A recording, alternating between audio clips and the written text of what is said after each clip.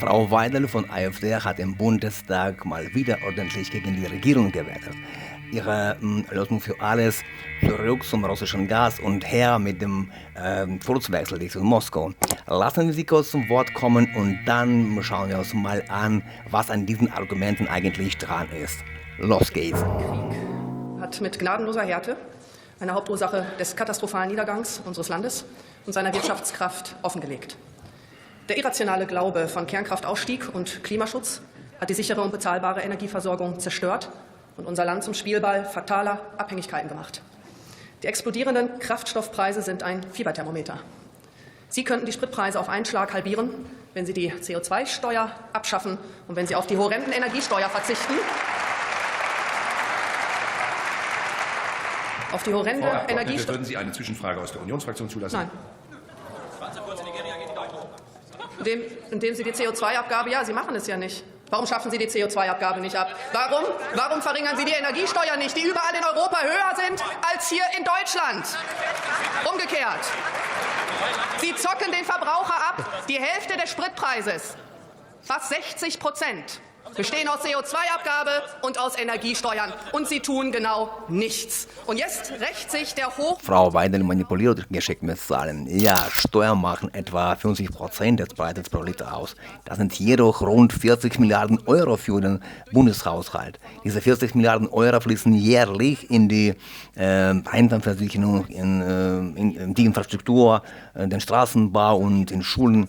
Würde die Energiesteuer morgen auf Null gesetzt werden und müsste mit einem Defizit gerechnet werden, das 8-10% der Sozialausgaben ausmacht. Woher nimmt Frau Weidel diese 40 Milliarden? Keine Ahnung, hat gekürzt die Rente oder schließt die Schulden ab für die Leute? Und jetzt rächt sich der hochmütige Irrglaube, auf günstiges russisches Gas und Erdöl verzichten zu können und stattdessen teures Flüssiggas zum Tagespreis einkaufen zu müssen. Sich auf nur einen Energielieferanten zu verlassen, entspricht nicht nationalen Interessen, sondern macht erpreisbar. Echte Souveränität bedeutet, Energie von vielen, also auf verschiedenen Partnern zu beziehen, ja, und vor allem die eigene Energieproduktion massiv auszubauen. Nur durch diesen Mix wird die Wirtschaft dauerhaft vor Preisexplosionen geschützt. Zur Erinnerung, 2022 wurden an der Börse Spitzenwerte von über 300 Euro pro Megawattstunden verzichtet. Heute liegt der Preis eigentlich dank Differenzierung und dem Ausbau eigener Kapazitäten wieder bei unter 40 Euro, wenn ich mich irre. Und das ganz ohne russisches Gas. Zudem wurde trotz des Verzichts auf 55% der russischen Gaslieferungen im Jahr 2023 ein Wachstum des Bruttoinlandsprodukts registriert. Das zeigt, Sicherheit entsteht nicht durch Nachgeben, sondern durch eigene Stärke und Vielfalt. Durch die Straße von Hormuz kommt kein LNG mehr, kein Golföl, keine Düngemittelvorprodukte. Niemand weiß, wie lange diese Lebensader der Weltwirtschaft gesperrt bleibt. Die verbliebenen Flüssiggasproduzenten dirigieren ihre Tanker zu den aufsteigenden Wirtschaftsmächten Asiens um. Und sie sitzen auf leeren Gasspeichern und fantasieren davon, den fehlenden Strom der gesprengten Kernkraftwerke aus Gaskraftwerken zu beziehen, die sie noch nicht einmal gebaut haben. Frau Weidel nutzt diese Informationen, um Angst zu schüren. Aber die Fakten sagen etwas anderes. Laut der Bundesnetzagentur sind unsere Gasspeicher aktuell zu über 90% gefüllt. Das reicht völlig aus, um sicher durch den Winter zu kommen, selbst wenn Lieferungen kurzfristig schwanken. Von leeren Speichern zu sprechen, ist schlichtweg gelogen. Durch den Konflikt im Nahen Osten sind die Preise weltweit gestiegen, aber Weidels Behauptung, russisches Öl wäre jetzt die billige Retten, ist ein Märchen. Öl ist ein globales Gut. Wenn der Weltmarktpreis wegen der Lage im Iran steigt, steigt er für alle, auch für russisches Öl. Wie gesagt, der Wechsel zurück zu russischen Ressourcen macht Deutschland nicht zu einer Insel der Billigkeit mitten in einer globalen Krise. Und doch erklären Sie das Kernkraft aus für irreversibel. Das muss man sich mal vorstellen. Irreversibel. Anstatt dafür endlich mal die Haftung und Verantwortung zu übernehmen, die teuerste Energieinfrastruktur unseres Landes einfach in die Luft gesprengt zu haben. Wir streiten nicht darüber, wer sie abgeschaltet hat, sondern schauen auf die heutige Realität.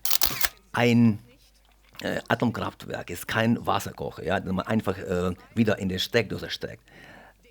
Experten bestätigen, dass die technische Instandsetzung und der Kauf neuer Brennstäbe für die verbliebenen Reaktoren 2 bis 5 Jahre dauern und mindestens 500 Millionen Euro pro Block kosten würden. Und das nur für den Staat. Atomstrom ist nur dann günstig, wenn der Staat, also Sie, die Verantwortung für die Entlagerung und das gesamte Unfallrisiko übernimmt. Dieses Risiko lastet zu 100% auf den Schultern der Steuerzahler. Und Frau Weibel will Milliarden in altes Eisen investieren, während der Rest der Welt in moderne Speichertechnologien investiert. Das ist schwer zu kommentieren. Alle 20 Minuten geht eine deutsche Firma pleite. Arbeiter und Steuerzahler zittern um ihre Arbeitsplätze und wissen nicht, ob sie, ihre Kinder, ihre Enkel in Deutschland überhaupt noch eine Zukunft haben. Alle 20 Minuten eine Pleite, perfekte Schlagzeile, um Panik zu schüren. Aber in einer Marktwirtschaft schließen ständig Firmen, während neue entstehen. Das nennt man Dynamik. Und entscheidend ist im Endeffekt nicht die Schließungsrate, sondern die Gesamtbilanz und die Zukunftsfähigkeit. Es ist absoluter Populismus, Alter, nicht mehr wettbewerbsfähige Industrien mit Subventionen zu fördern, statt IT und Biomasse zu fördern. Es ist also, als würde man mit einer Gewalt eine Fabrik für Schreibmaschinen retten wollen, während die Welt längst Laptops nutzt. Während Sie über die Weltpolitik schwadronieren, kollabiert die deutsche Industrie. Im Januar sind die Industrieaufträge weiter eingebrochen. Dazu kein Wort von Ihnen. Volkswagen verzeichnet einen Gewinneinbruch um rund die Hälfte, Daimler Truck um mehr als ein Drittel, Porsche um über 90%. Der Exodus ist in vollem Gange. Frau Weidel schiebt die Krise bei Volkswagen, Mercedes und Porsche allein der Bundesregierung in die Schuhe. Aber mal ehrlich, die Fakten sehen anders aus. Porsche macht weniger Gewinn, weil der Markt in China, ihr wichtigster Markt, gerade richtig einbricht. Und die Regierung dafür verantwortlich zu machen, dass die Chinesen weniger deutsche Luxusautos kaufen, ist doch völlig an den Haaren herbeigezogen. Ja? Und Volkswagen und Mercedes haben den Trend zur E-Mobilität schlichtweg verpennt.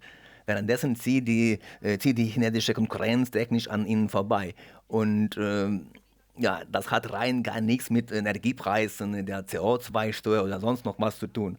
Das ist schlicht das Ergebnis von Managementfällen in den Konzernzentralen. Die gut bezahlten Jobs, die Wohlstand und materielle Sicherheit gebracht haben, sind im Übrigen nicht weg. Sie sind demnächst woanders. In Ungarn, in China, in den USA, weil die deutschen Schwergewichte dort weiter investieren. Nur in Deutschland nicht. Volkswagen und Mercedes investieren in China und den USA, um nah an ihren Kunden zu sein, um hohe Zölle zu vermeiden. Das ist eine normale Strategie für Weltkonzerne, um global wettbewerbsfähig zu bleiben. Der Stellabbau liegt vor allem am technologischen Wandel zum Elektroauto, da für dessen Bau deutlich weniger Personal benötigt wird als für Verbrenner. Deutschland verliert diesen Job nicht an das Ausland, sondern die gesamte Autoindustrie verändert sich weltweit. Dauert der Iran-Krieg noch länger an, werden die Erschütterungen verheerend sein. Unterbrochene Versorgungswege für Erdöl, Erdgas und Chemieprodukte, explodierende Rohstoffpreise, galoppierende Inflation durch exogene Angebotsschocks. Eine Verschärfung der ohnehin schon schweren, selbstverschuldeten Wirtschaftskrise, nicht zuletzt anschwellende Flüchtlingsströme. Ein schnelles Kriegsende und die Vermeidung eines Flächenbrands im Nahen und Mittleren Osten ist daher im deutschen Interesse. Natürlich ist ein schnelles Ende des Krieges wichtig, aber Deutschland muss vor allem unabhängiger werden. Das eigentliche Problem ist die zu große Abhängigkeit von Öl- und Gas aus Kriegsgebieten. Wenn Energie aus vielen verschiedenen Quellen bezogen wird, ist man durch solche Konflikte nicht mehr so leicht erpressbar. Statt dass immer nur Angst geschürt wird, muss die Wirtschaft endlich mal krisenfest gemacht werden. Nur so wird das Land dauerhaft vor dem geschützt, was im Ausland passiert. Welches Ziel verfolgt Ihre Ukraine-Politik? Ihre Regierung steht, Sie haben es immer wieder betont, eben auch fest an der Seite der Ukraine. Wollen Sie weiter eines der korruptesten Länder der Welt mit Abermilliarden finanzieren, um einen aussichtslosen Krieg zu verlängern, damit die Ukraine vielleicht doch noch ein paar Prozent mehr vom Donbass behalten kann? Ist das im deutschen Interesse, was Sie hier machen? Oder ist es nicht vielmehr an der Zeit, wieder das Gespräch mit Russland zu suchen, auf ein Ende des Krieges hinzuwirken und über die Wiederaufnahme von Gaslieferungen über die Nord Stream-Leitung zu verhandeln? Die Unterstützung der Ukraine ist, davon bin ich überzeugt, eine Investition in die Sicherheit Europas, um eine Ausweitung des Krieges zu verhindern. Dies rechtfertigt auch die finanzielle Hilfe, zumal die Ukraine aktuell die größten Fortschritte gegen Korruption in ihrer Geschichte macht. Nicht zuletzt, da dies die Bedingung für den EU-Beitritt ist. Und ja, wie bereits erwähnt, ein Zurück zu russischem Gas wäre dagegen riskant, weil Russland Energie als Waffe nutzt und sich als unzuverlässiger Partner erwiesen hat. Wann beenden Sie das gescheiterte Experiment Energiewende? Wann schaffen Sie endlich CO2-Abgabe und die Energiesteuern ab? Wie lange wollen Sie noch warten mit dem Wiedereinstieg in die Kernkraft? Was tun Sie, um die abgerissenen Gesprächsfäden mit Russland wieder aufzunehmen und die Sanktionspolitik zu beenden, wie es die USA gerade tun? Und welche Vorkehrungen treffen Sie, um neue Migrationswellen zu verhindern? Handeln Sie. Die Reden von Frau Weidel bestehen jedoch nur aus leerem Populismus und dem Schüren von Ängsten, ohne eine einzige realistische Lösung für die komplexen Probleme der Industrie zu bieten. Sie fordert den Rückschritt in der Vergangenheit, während die Welt sich technologisch weiterentwickelt. Außer lauten Parolen und einfachen Schlagworten haben die AfD und Frau Weidel kein Konzept für eine moderne, wettbewerbsfähige Zukunft des Landes. Insofern lohnt es sich nicht, einer solchen Politik Gehör zu schenken. Das ist meine Meinung. Eure Meinung könnt ihr gerne in die Kommentare hinterlassen. Nicht so. Bis bald.